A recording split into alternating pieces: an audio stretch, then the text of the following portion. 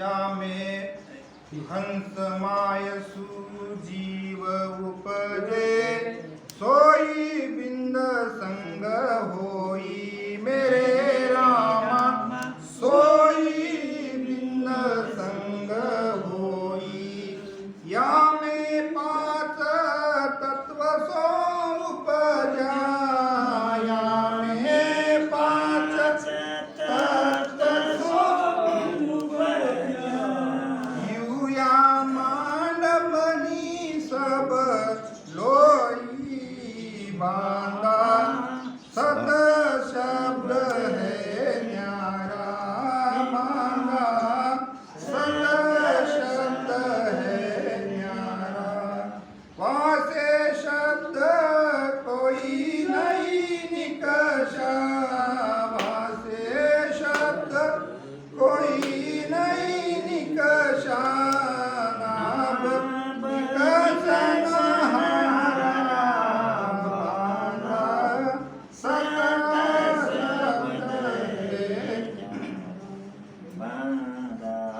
सत शब्द है न्यारा सत शब्द की कला कुआवे जुबर की सुन छाया मेरे रामा जुबर की सुन छाया यू कुदरत कला सकल सुन्यारी यू कुदरत कला सकल सुन्यारी नहीं उन काल में भाया बांधा सत शब्द है न्यारा मांगा सत शब्द है न्यारा वासे शब्द कोई नहीं निकषा वासे शब्द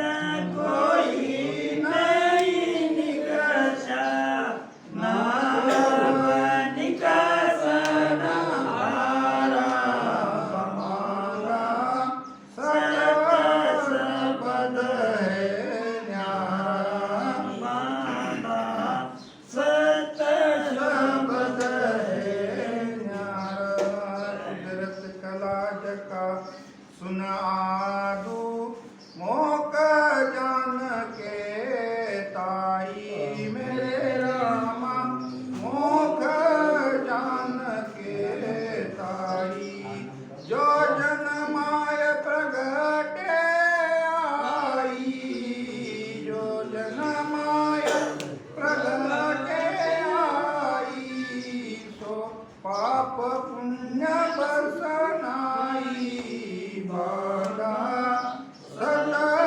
शब्द है न्यारा मांगा सत शब्द है न्यारा वे हंस जाए मिलेगा केवल बीते तुम्हें न काई मेरे रामा बीते तुम्हें न काई कुदरत कला बिना सब करनी कुदरत कला बिना सब करनी जामे मोख न कोई बांधा सत शब्द है न्यारा मांगा सत शब्द है न्यारा हे सुख राम मेहर सतगुरु की मां कुदरत कला कुआवे मेरे रामा वाह कुदरत कला कुआवे और गुरा की दया मनसू और गुरा की दया मनसू मुख क्या कयासु पावे बांधा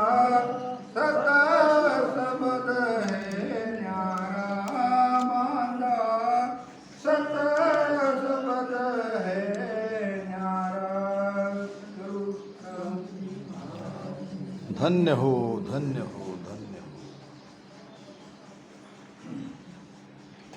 बांदा सत्य शब्द है न्यारा।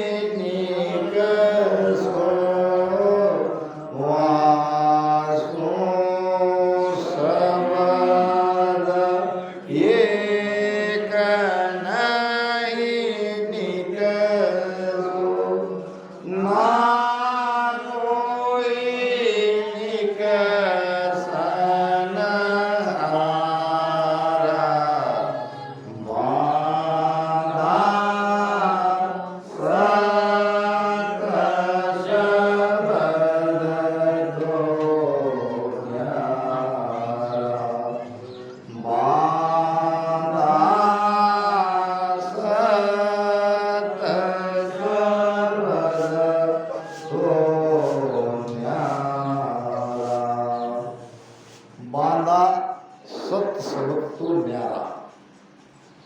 सदगुरु सुखराम जी महाराज सत्य सबक के बारे में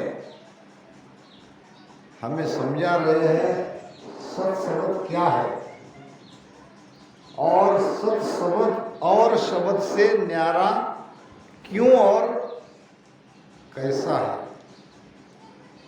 सत्य सबक के अलावा इस घट में और भी कई शब्द है। जैसे हम जिज्ञा से रटन करते हैं वो राम शब्द। अब राम शब्द में से और दूसरा शब्द निकल रहा है। राम शब्द में से ही ररंकार की उत्पत्ति होती है।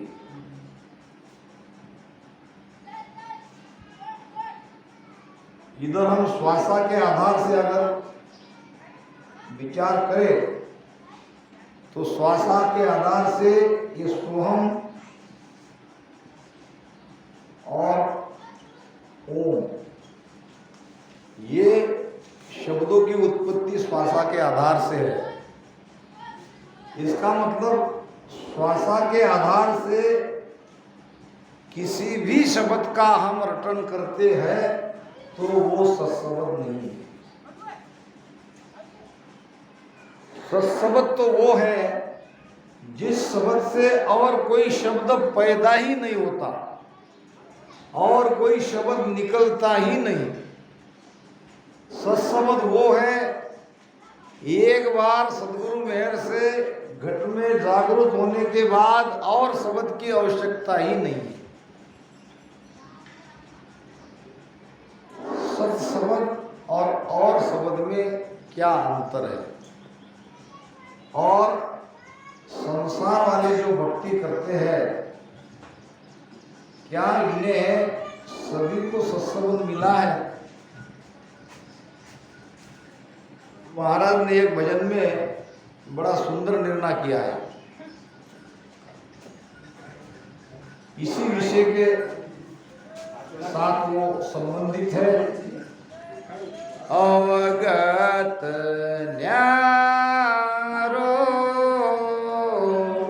अवगत न्यारो अवगत अवगत न्यारो, अवगत न्यारो,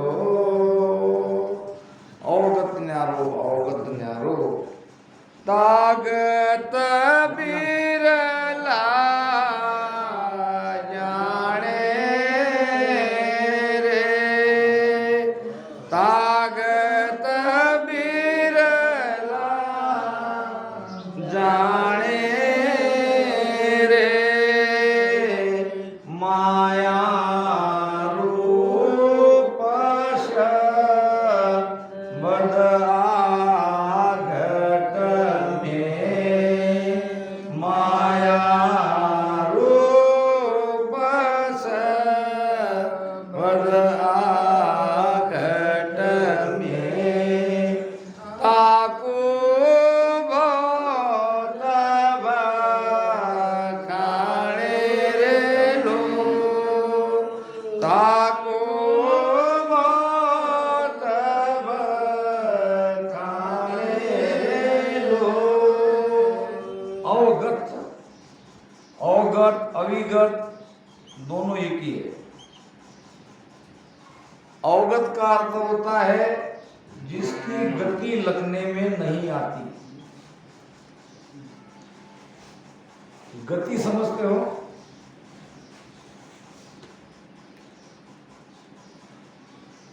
हमें पहले किस किस की गति समझ में आती है, ये देखो।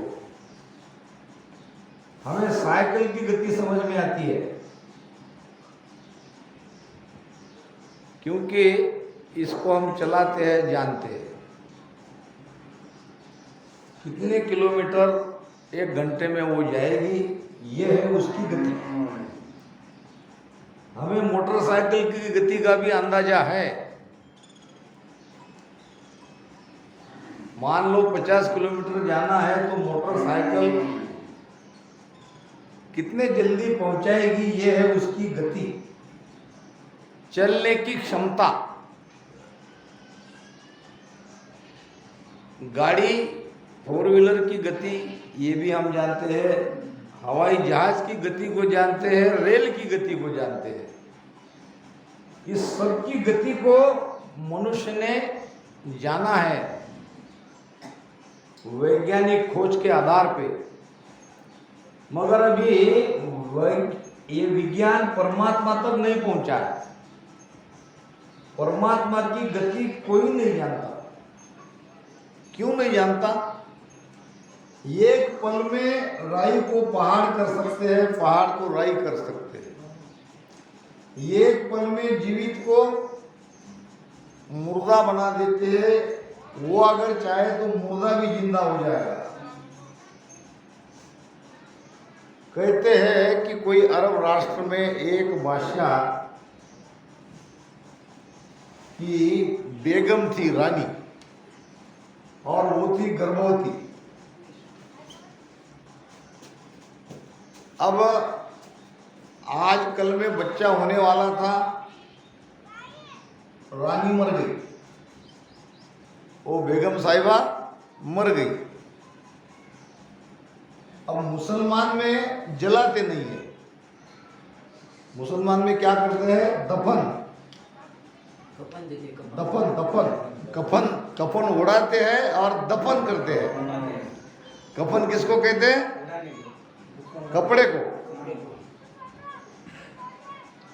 तो उसको दफनाया गया। अब दफनाने के बाद उस राष्ट्र में चोर इस समय का इंतजार करते थे, क्योंकि अगर कोई राजघराने की बेगम को दफनाया गया है तो गहनों के साथ उनको दफनाया जाता था। तो ये नजर रखते थे चोर, और दफना के सारे लोग घर जाते ही रात में कफन को खोलते थे और कफन के सारे गहने ले लेते और फिर जैसे कि वैसी कफन को और जमीन में बराबर गाड़ देते। तो ये रानी का नाम भी है, उस जो बेटा उसका पैदा हुआ उस स्मशान में कफन में, उसका नाम भी है, अभी याद नहीं आ रहा। तो रात में मृत रानी को बच्चा पैदा हुआ और वो अपनी माँ की छाती से चिपका था, दूध तो नहीं मगर खून पी रहा था। अब उतने में चोर आ गए, उन्होंने वो कफन रानी के गहने को चुराने के लिए खोला तो देखा तो अंदर में बच्चा है।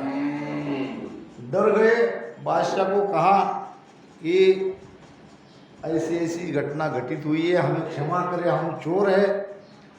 बादशाह तो कहेंगे कि तुमने क्यों वहाँ हाथ लगाया, तो उन्होंने कहा हम चोर है, हमारा ये धंधा है और हमने देखा कि रानी साहब को बच्चा पैदा हुआ है, बच्चा जीवित है। वो बादशाह बड़े खुश हो गए, बच्चे को लाए, परवरिश हुई, आगे जाके वो बच्चा बहुत बड़ा बादशाह बना। कहने का भाव ये है कि परमात्मा चाहे तो क्या नहीं हो सकता, इसीलिए उसको अविगत कहा है, उसकी गति लगने में नहीं आती है। महाराज ने तो उसका प्रमाण कई जगह दिया है। रोग क्षति पलमाई खोवे, रोग क्षति पलमाई खोवे, साजे को रोग लगाए रे, साजे को रोग लगाए रे, ऐसा समरथ सायब मेरा, ऐसा समरथ सायब मेरा। कुछ भी कर सकते हैं, दूरा दिसे जो नेड़ा कर दे, नेड़ा को दूर पठावे रे, जीवत दिसे तो सूरत बिना से मुआ को आन जीवावे रे। तो ये अविगत परमात्मा की गति किसी के भी लखने में नहीं आती, यानी वो क्या कर सकते हैं और क्या नहीं कर सकते ये हम और आप कह नहीं सकते। अब इसकी गति लगने का एक उपाय है, आपके पास सत्संग अगर जगह है तो आप भीतर में बैठे आत्मा रूपी परमात्मा की गति को लग सकते हो। इसीलिए महाराज कहते हैं अविगत न्यारो, अविगत न्यारो तागत बिरला जाने रे। ये कौन है? बिरले, जिनके घट में सत्सबद निरंतर जागा है वो बिरले है। अब बाकी क्या कर रहे हैं? अगर सत्सबद नहीं जगा है तो बाकी तो भक्ति कर रहे हैं, उनके पास भी तो शब्द है, चाहे वो दूसरे शब्दों को सत्सबद के मान के भी चले हो, फिर भी शब्द तो उनके पास है। तो वो शब्द कौन से है? तो वो शब्द है माया रूप। माया रूप शब्द आ घट में ताकू बहुत बखाने रे। माया के शब्द का ही बखान हो रहा है, माया के शब्द को ही सत्सबद समझा जा रहा है। अब माया के शब्द क्या है? 52 अक्षर का कोई भी शब्द माया का है। ये ओम सोम माया के शब्द है। ओम सोम सा सा हो, वालग जम का भाषा हो। ओम सोम सा सा हो, एक सांस वो है और एक सांस तू है। जो भीतर में बाहर से अंदर जाती है वो है सोहम श्वासा, जो भीतर से बाहर निकलती है वो है ओम सासा। सोहम श्वासा से हम जीवित है और मुंह से हम बोलते हैं। अब ये 52 अक्षर का कोई भी मंत्र, कोई भी शब्द, ओम सोम, यहां तक कि नाद भी, नाद यानी भीतर की ध्वनिया, भीतर की आवाज, जब मन भजन में लग जाता है तो भीतर की ध्वनिया सुनाई देती है, वो है नाद। ये सभी शब्द माया के हैं, सत शब्द जैसे प्रतीत होते हैं, वास्तव में ये सत शब्द नहीं है। कोई ओम की साधना कर रहा है, कोई सोम की साधना कर रहा है, कोई 52 अक्षर में कोई 2 अक्षर, कोई 3 अक्षर, कोई 5 अक्षर, कोई 12 अक्षर, कोई 24 अक्षर का मंत्र जाप कर रहा है। अब ये सब इस अविगत परमात्मा की गति को लखाने वाले शब्द नहीं है। ये शब्द है माया के, यानी माया का सुख देने वाले हैं। इन शब्द का ध्यान करने से, भजन करने से कुछ नहीं मिलेगा, ये बात नहीं है। माया में माया के सुखों की, 3 लोक के सुखों की प्राप्ति इसको इन शब्दों से जरूर होती है। तो महाराज कह रहे हैं, बांधा सत्य शब्द सो न्यारा, वासु शब्द एक नहीं निकसो, और ना अब निकसन हारा। अब यहां से उत्पत्ति नहीं है, यहां से और कोई शब्द नहीं निकला। अब दूसरी तरफ बाकी और शब्द की हम तुलना करते हैं।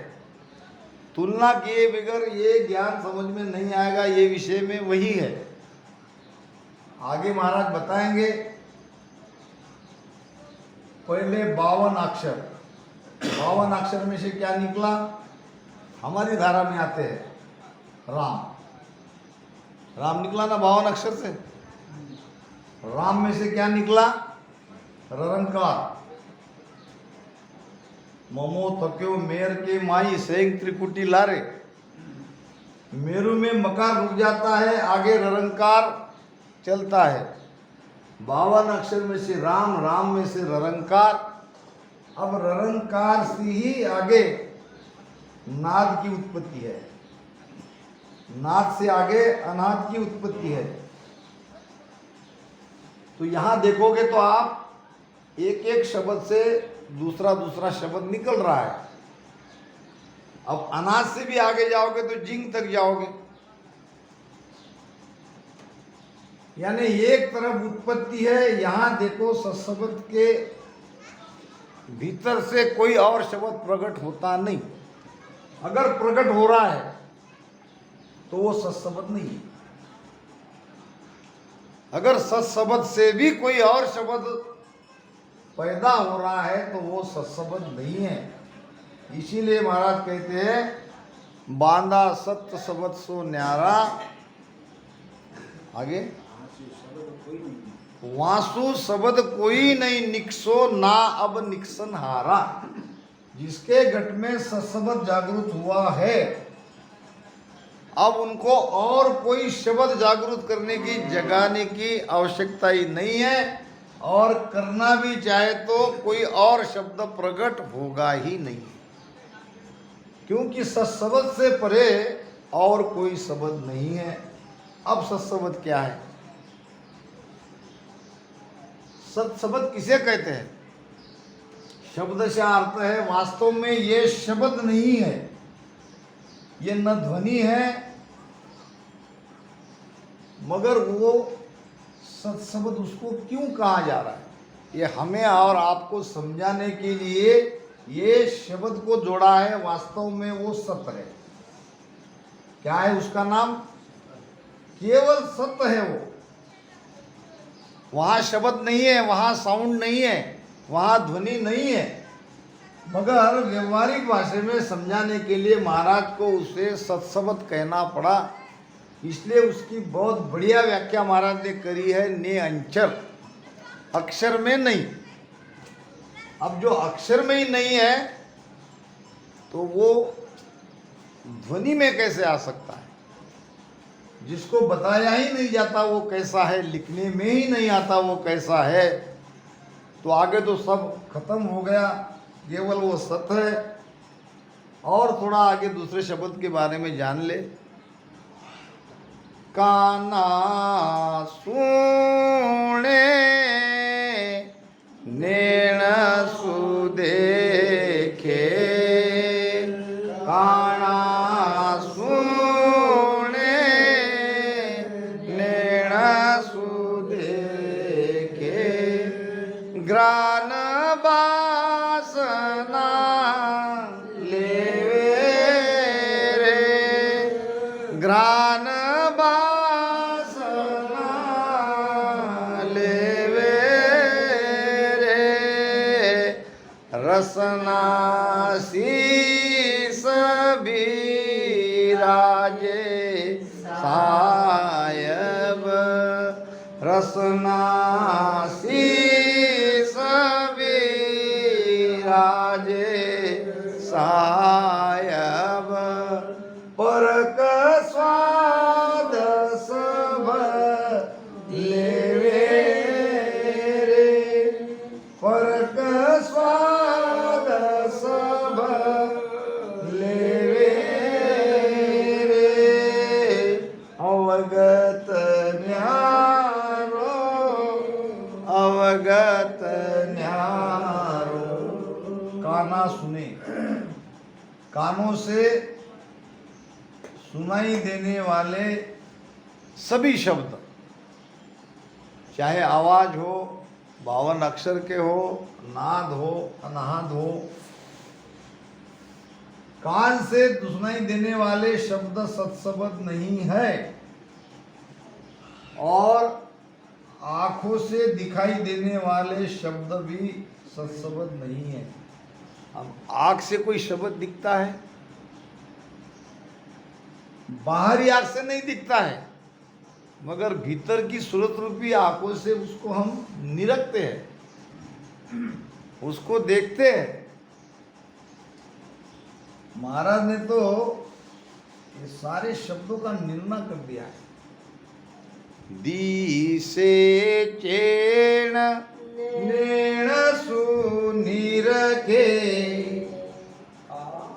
हाँ, काना बात सुनी जे, तब लग उरे परे नहीं पोता, नाद सुने मन बीजे। कान से सुनाई देने वाला शब्द, सूरत रूपी नेत्र से दिखाई देने वाला शब्द, ये उस देश का शब्द नहीं है, ये वहाँ की अनुभूति नहीं है। तब लग उरे परे नहीं पूता, ये उली तरफ है, अभी उस देश में गया नहीं। हमारी जो यात्रा होती है सत्शब्द के साथ में, इसमें ये सारे शब्द आते हैं। हम जो रसना से राम राम रटन करते हैं उसको हम कानों से सुनते हैं, और सुनना ही पड़ेगा। आगे जब त्रिकुटी में जाते हैं तो वहाँ नाद भी सुनाई देता है और उजाला भी दिखाई देता है। ये नाद और उजाला ये हमारे रास्ते में लगते हैं। इस उजाला देख के ये नहीं समझ लेना कि हम उस अनंत दिव्य प्रकाश में पहुंच गए। ये नाद को सुन के ये नहीं समझ लेना कि नाद ही परम पद की अनुभूति है। ये रास्ते में लगने वाले हैं।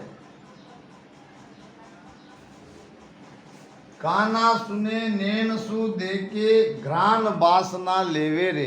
घ्राण नाम नाक, नाक से जो खुशबू आती है। कई लोग मुझे फोन करते हैं कि आओ तो कुछ हमें दिखता नहीं है मगर खुशबू बहुत आती है। ये भी होता है ध्यान में। और रसना शीस विराजे साहेब, रसना से जो भी स्वाद हमें आता है, कितने प्रकार के स्वाद आता है रसना से? 6 प्रकार के।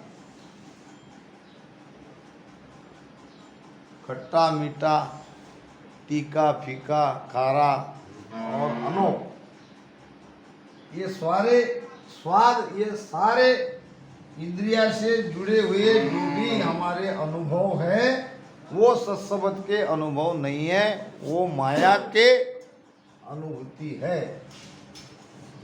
आगे अना